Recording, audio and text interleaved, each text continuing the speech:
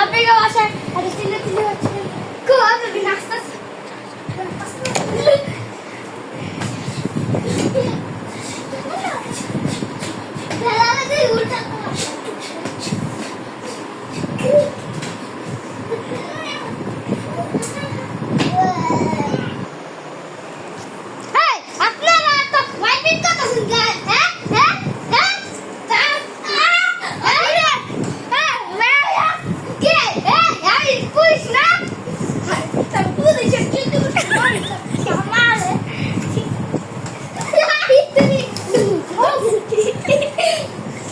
ব্যথা পাইছে hello guys আজকে এই চ্যানেলটা এ পর্যন্তই।